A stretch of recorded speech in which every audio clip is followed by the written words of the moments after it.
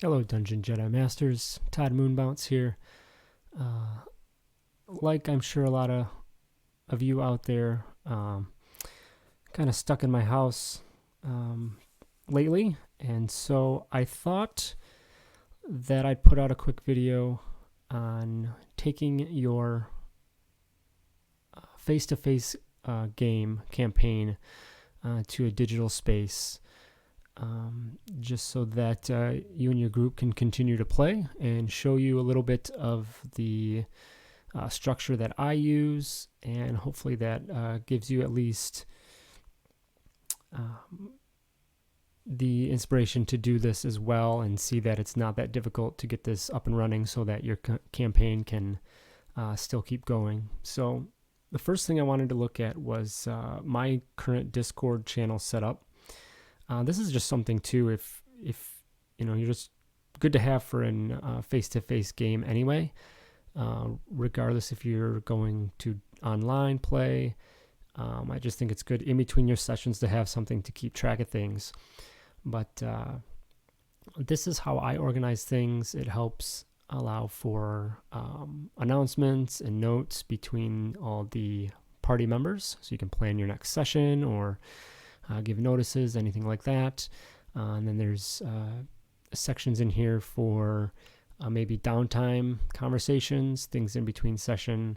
You can post any resources that you want to provide. So just kind of jump into that. I'm not going to go over creating the Discord server. So obviously you're going to need a Discord account and create a Discord server for yourself, which is free, pretty easy to do. So, but look that up on your own if you're not familiar with that. But once you do get that set up, I basically have, this is the structure that I use for my game. So I have a general channel, and yes, this should look blurred out to you just to protect some of the information in here. But most important stuff is going to be the channels here. But I have a general channel that is going to be, as it says, general. There'll be announcements, hey, reminder, our next game is coming up, just random chit chat, whatever, between the players, and maybe some announcements here and there. So it's always good to have something there for that, just for those random conversations. Next, I have an RP downtime channel. So this is going to be a spot that I want to keep those general conversations out of here, but this is going to be for any downtime activity. So if the players want to do some RP between sessions, this would be a great place for that. And then also, if you reward your players with downtime, if you're using any of the downtime rules, this is a great place here to kind of coordinate that as well. So they can say, I'm going to do some carousing or mercenary work, and then you can coordinate that back and forth. And this is a good place for that because it's still related to the game. So it's not something I would throw into general necessarily. It keeps it here. And you keep track of that. So next up, I have a Starship channel for my players. They just earned their first Starship. So this was a good place to let them all come in, and because I'm allowing them to build that up, add the modifications and equipment that they want. So this was a specific channel for them to do that. I thought there was enough information there that it warranted its own channel. I have a resources and links channel, and this is where I'm going to post everything for my campaign. So, going all the way back up, I know this is blurry for you guys, but the very top, I post my link to my Roll20 game. I have some map documents, a blurb here about the campaign itself, what it's about. I've got, just a bunch of links that help players, token generator, link directly to the Star Wars 5e website. I've got just all kinds of links that I think are helpful to my players. I'm going to throw in here, and this gets added to all the time. This document here is for the new training rules that came out a little bit ago. So those I directly posted. Here's some changes to some rules, just so that's there and updated. things like that. Here's a table rule that I come up with for enhanced item pricing. So this is how I calculate enhanced items, and things like that. So definitely I would add a resource and links channel, so that you can paste all that information there, and then it's easy to reference back, and you just have a record of that. So next I have, and this is a bot that I would highly recommend adding, is the Avray bot, Avrae. It is a dice rolling bot, and it goes way beyond just dice rolling. There's a lot of other dice bots out there, but this one I like a lot, because you generate a character sheet via Dice Cloud, Google Sheets. I do believe it works with D&D Beyond as well if you're playing traditional 5e. But via the dice commands, you can actually pull in and say, give me a perception check, and it knows that information, and then it'll make those rolls. You can do your standard if you want to manually do it and say, I want to roll 2d10 plus 5. You can type that in with the dice command, and it'll roll that. But if you want to go one step further, that way you don't have to reference your character sheet. And if you're doing some downtime stuff or whatever where you need to make rolls, this is an excellent way to do that through that bot. So check out the Avray bot. But I create a channel specifically for that. I just call it the Avray Playground, to keep these rolls out of there. They can be a little spammy at times. So I want to keep that out of all the other conversations. I can go back to the Avray channel specifically and see the rolls if I need to, but it just keeps them out of the way, and just keeps things clean so that you're not discussing downtime or whatever else, and then you see a bunch of rolls. That's my personal preference, but I like to have that separate. And one more kind of general channel that I have is for music. GroovyBot is the one I'm using. So you'll see like some YouTubes here that I had pulled up, and I was doing some tests. I don't tend to use them during the game though, for online play, and this is something that you'd want to talk with your players about. There's not a good overall control for the other players. It's individual control. So what I mean there is if you turn on the Groovy bot, the players, that bot shows up for them, and their audio is going to be default. So it could be like 100%, and that could come out super loud through their headphones. And then generally I think players just mute that. They say, I don't want that at all, and they mute it. So if you want to use music, because I love having ambient music and things, I think it really adds to the game. Either talk to your players and say, hey, I want to do this. So just make sure you set the bot to a comfortable level. Or just share music that you think would fit, and the players can play it if they want or not. But it's, just wanted to mention that there is an option there for music if that's something you want part of your game. So I've got a section here that I actually just added. I was kind of thinking about, when I was thinking about this video and explaining this, and something I thought that would be a good addition that I'm not using myself yet, is a section for GM notes.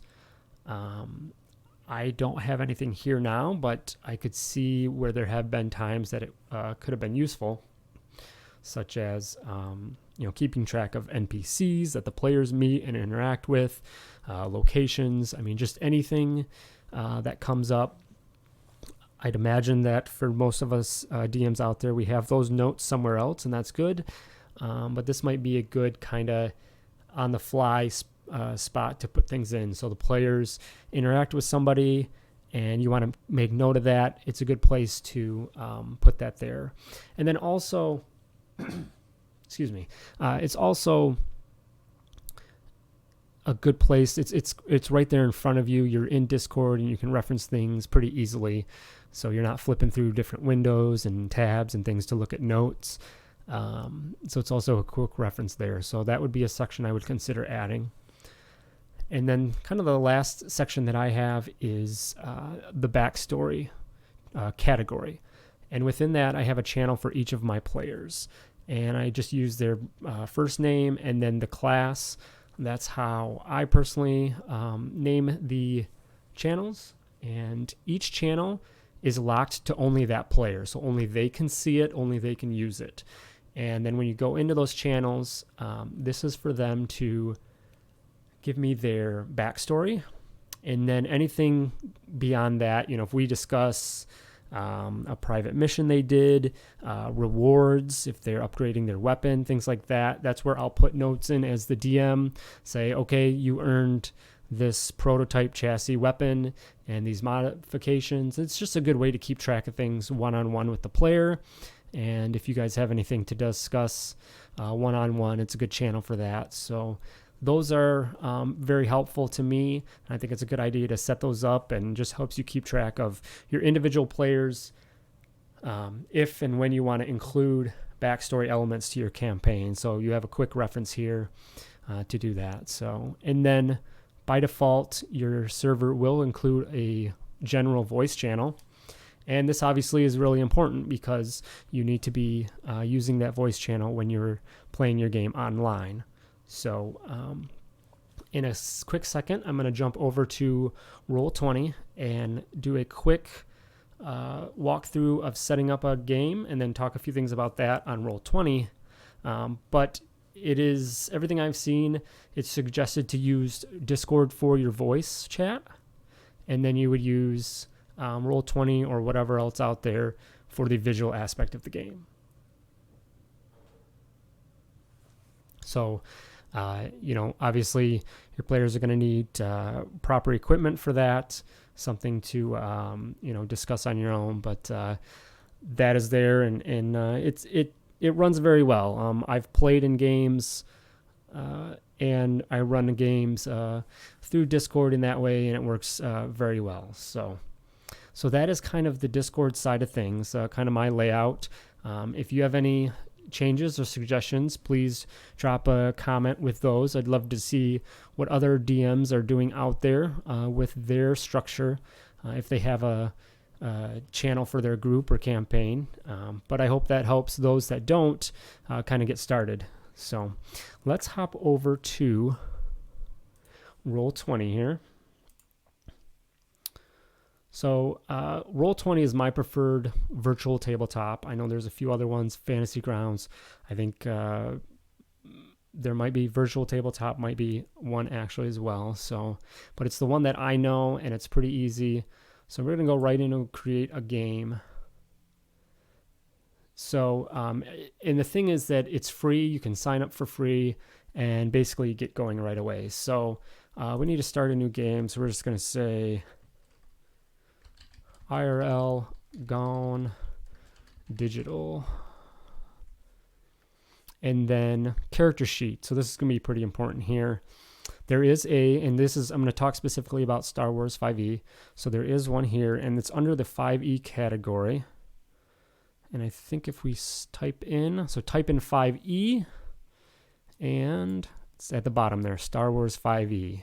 So I think if you search Star Wars, it might come up as well, but I know it does under 5e. So you'll get a preview here of what it looks like. So that's what it should be, kind of that blue and red theme that we use from the book. So that is there, and that means you have selected that. And then I'm ready, create the game. So we'll load this. So you're going to get to your kind of campaign launch page. So you can drop an image here if you want. And then there is invite players over here. So you can grab a link there.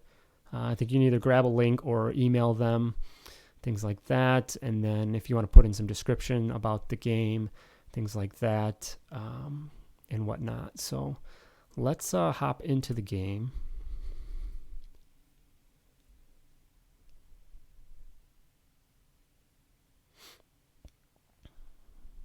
So one thing that you will notice when you hop in is that down here I've got, so my camera is turned on right now, and actually my mic is turned on within Roll20. You can see, you guys can't see it on the screen. I think I can move this.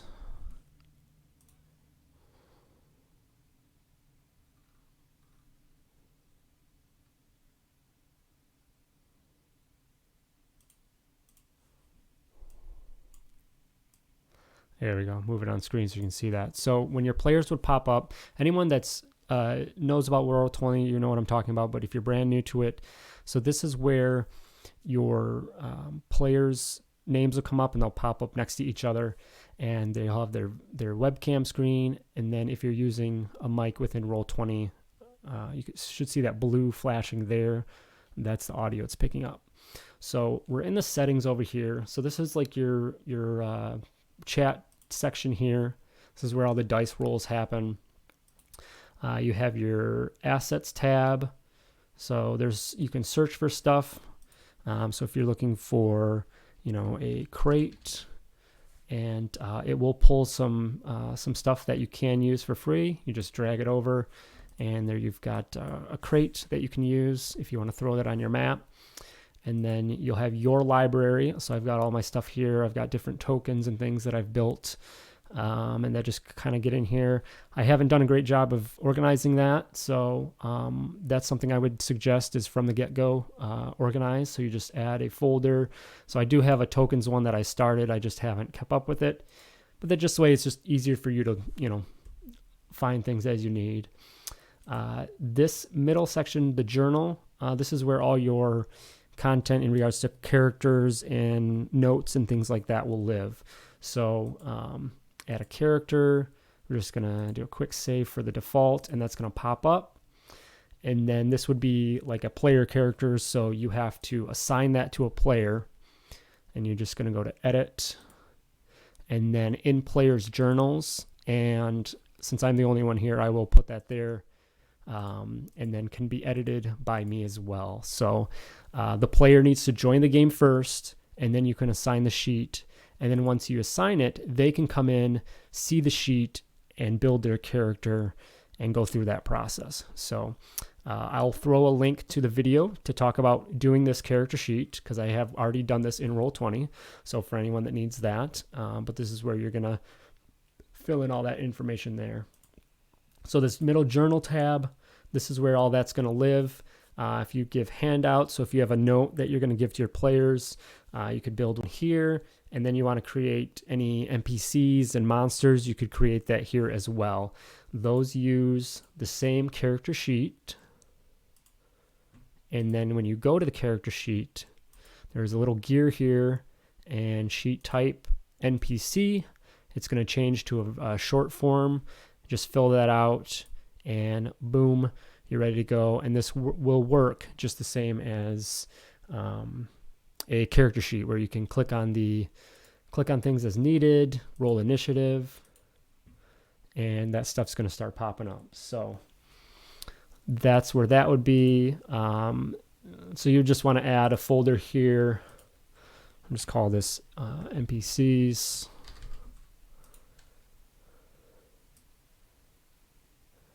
Can kind of drag that where I want, and then I'll drag that within there, and just kind of keep things organized, things like that. So there is a jukebox, which I don't play with this a lot within Roll20, but something maybe worth checking out, because there are some options there that you could have.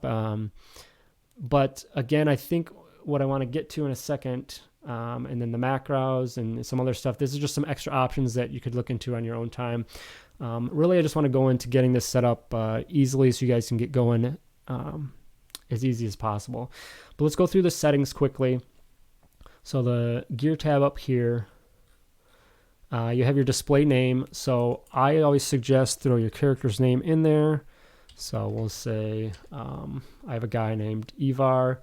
And then I sometimes will throw in my passive perception here. So I might put that and say it's like a 15. And when I save that, that's going to change down here.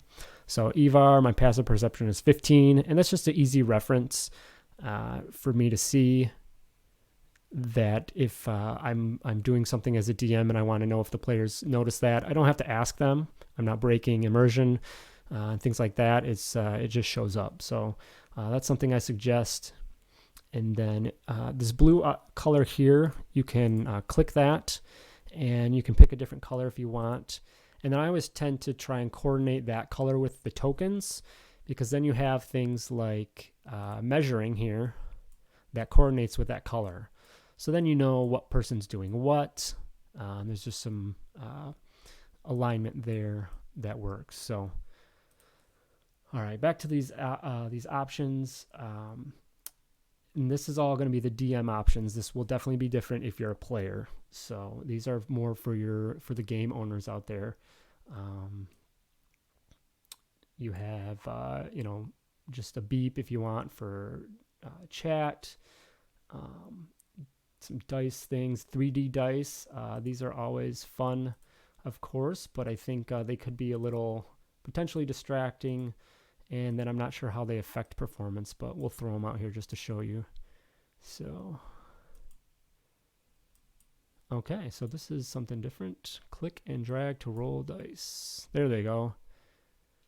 So they come out. So I think that's because I had this setting for automatically, I didn't have this checked. So I would have rolled that, or turn on automatically roll dice. Let's try that again. And it's just going to go. So that's a little easier. Nat 20, very nice. So, but again, might be a little obnoxious, and I'm not sure how that affects performance. Chat avatars, so that would be this symbol here, my Todd Moonbounce logo. If you want those on or not, you can turn those off. Timestamps could be good in the chat. Just a couple things there. Big thing is down here, the chat avatars. So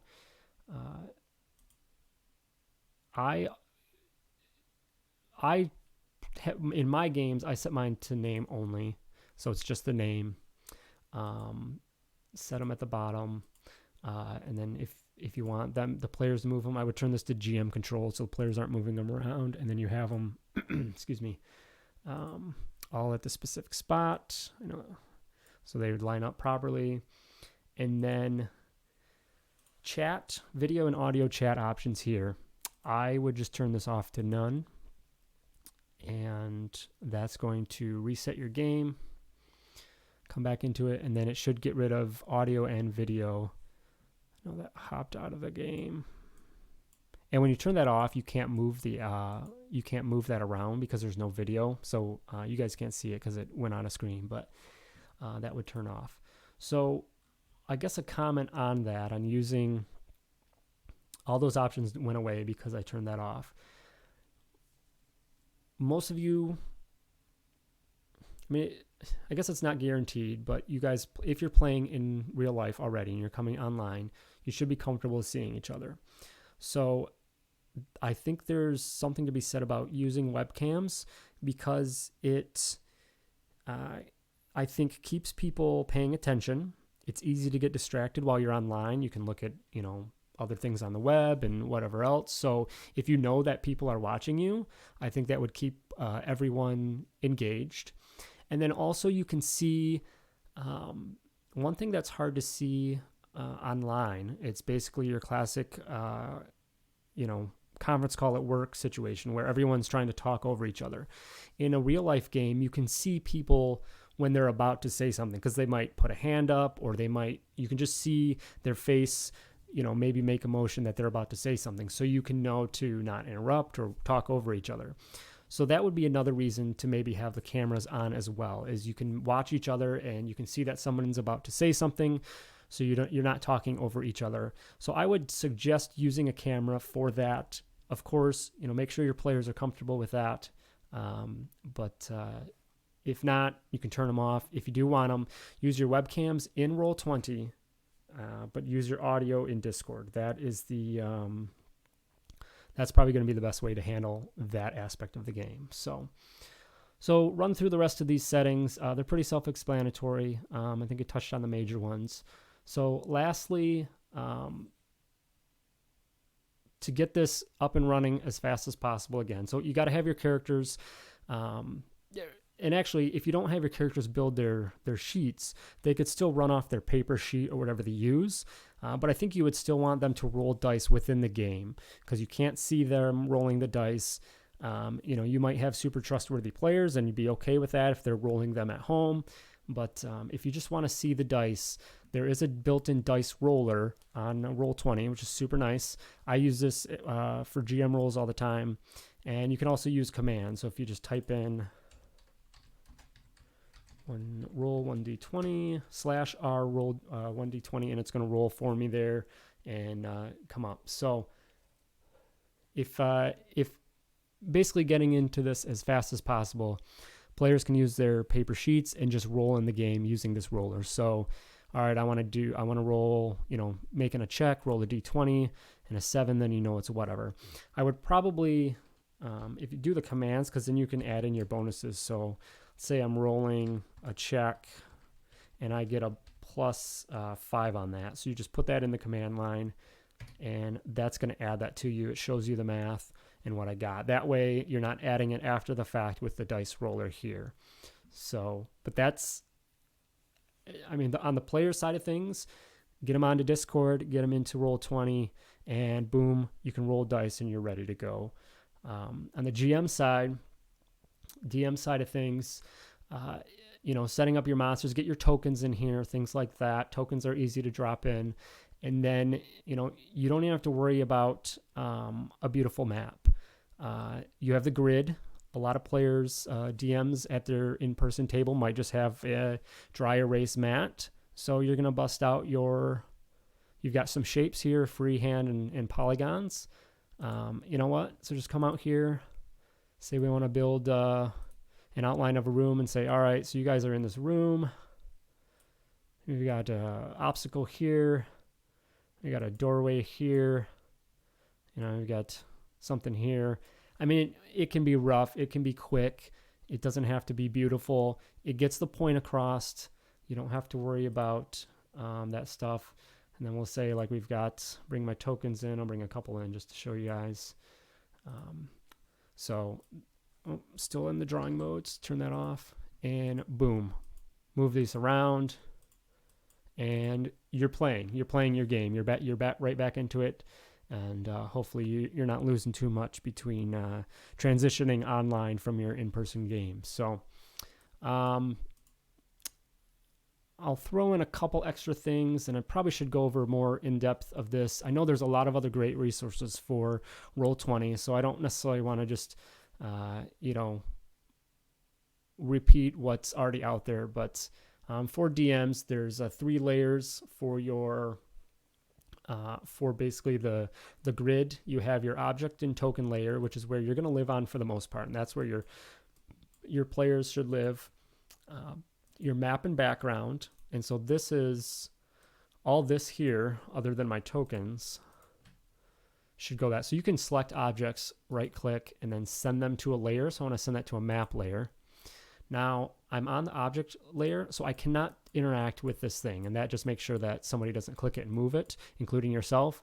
So these tokens still move, but the maps are solid. So go to your map layer, draw that up, do what you need to do, and then switch back to the objects, and it's there, it's solid. No one's gonna mess with it like that. So, and then last, there's a GM layer, and this is good for your notes, or what I do is I take, let's say this was a enemy that I was hidden. He's hiding in this room. So this player comes in this room and they're looking around, and then, they came around the corner, and then boom, you can bring that guy in. So you just go to that layer, bring him to the token layer, and he shows up. He's hidden before that, so they don't know he's there. So that's a good way for you to set things up so you're ready to go, and you don't have to take time to dragging things out, all that. You can really set stuff up, and it helps you just transition to an encounter or whatever else a little bit faster. So just one quick little thing there.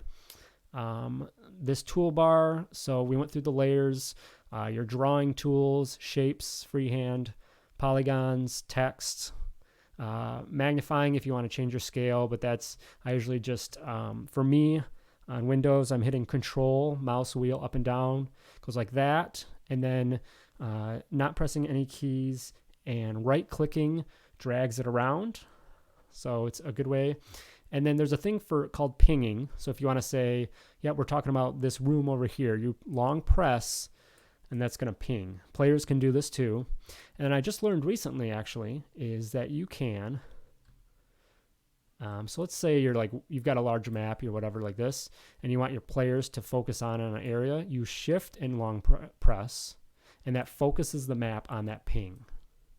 So it's really cool. Sometimes there's a large map, and the players don't know where you're at, so you just shift and long press, and then it'll jump. So that's a very cool feature. The ruler tool. This is awesome. This gets used all the time. So they're all right. I want to do a ranged attack, and you just say, okay, 25 feet is what that's measuring. All right, or I can run over here 30 feet, things like that. If you're going around a corner, I believe it's the letter Q. So I'm gonna say, all right, I'm gonna run up 10 feet. I'm gonna turn and go 30 feet, and then I'm gonna go up 40 feet. So every time I'm hitting the letter Q, and that's gonna calculate that. Just if you want to measure different weird angles like that to see how that works. So you have that. There's different options in how this works. You can snap it to the center of the token or square, to a corner. So if you want to measure corner to corner for some reason, and then no snapping. So that's just kind of a freehand. And then lastly, if you show it or hide it from others, if you don't want people to see that you're measuring, you can hide that. This is the fog area, which is a DM tool only. This allows you to, if you have a dungeon and you want to reveal rooms at a time. So we're going to hide areas, and you're just going to click and drag once, and it's going to pop up and say, turn on fog of war. Yes, and everything is going to go dark. Now what the players see, this is like basically pitch black. They would not see anything. So as they explore rooms, you can either reveal them with a drag like this, or you can reveal them with a polygon. You could say like, all right, they did a weird area like this. So now this is all they would see. So if you wanted to give, like if this guy up here, and just say like, kind of give him a vision cone, you could do that with the polygon, and then that only shows him what he can see. So that's very cool feature. Again, build up that big map and only show them a little bit at a time. So I think reset fog is going to turn it off, and then reveal areas, I just have to drag everything in view so they see that. Our turn order here, the little clock symbol, this is for initiative. So pop up a box like this. Now, the players need to know they need to click their token before they do their initiative roll. If they're using their character sheet in Roll20. If they're doing it manually, then you'll have to add the player's turn. So you just right-click, add turn, and those will pop up, and then you can enter in their things. So just a couple random rolls here, 15 and 20. We'll say that this person got the 15. Double click and modify that. And then gear icon here, sort option descending. That's going to go high to low. You can change them other ways if you want, but descending. And there's our initiative order.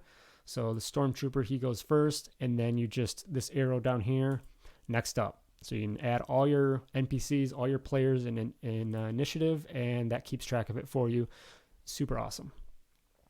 And then we talked about the dice roller pretty much. It gives you up to 5 on all the common sizes. So, if you want to roll 5d6, you can do that, and it'll do it for you. Real just easy, quick click thing. And then there's a little GM here. As a GM, I roll everything. You want to roll that behind your screen. So in Roll20, rolling it to the GM is rolling it privately. So make sure that is clicked. And then if we roll that again, it's going to look differently. It's going to say to GM over here. And that means you are rolling, only you see that, not your players. When you're setting up your NPCs, there are options in there as well. Let's see if this was the NPC. Yep. Down in the general options here on your NPC, whisper rolls. I always whisper rolls for all of them. So that way when I'm rolling this NPC, let me come back over here to the GM. So the yellow is to the GM. So initiative roll for them. That way it's private. People aren't seeing that information. And help icons if you need that for anything. I think that should get you guys up and running, using Discord to kind of plan out your campaign. That should be done regardless if you have an IRL game or not. I think that's a good way to just organize your group. And then if you are bringing your game online, specifically with Roll20, hopefully this has been some good initial tips to get you started, jump into it. Of course, going beyond what the initial stuff I provided, there's a lot of great other resources out there on specifics of, map design and map making within Roll20, creating those NPCs, and just a lot of that other stuff in there. So definitely look that stuff up when you get a chance, because that'll help out. So throw us down some extra questions and comments if you have them about this or anything else. Do make sure that you like and subscribe all of our Dungeon Jedi Masters content. DungeonJediMasters.com is where you can find everything we put out. Podcast every Tuesday. We do these YouTube videos. We try and do one about once a week, just depending on where the topics are flowing. And we do live stream campaigns on Twitch, so you can check that out. And then if you just have a general question or want to say hello, Twitter is your best bet for that. So check those out. Links will be below. Thanks again to everyone. Be safe out there, and may the Force be with you.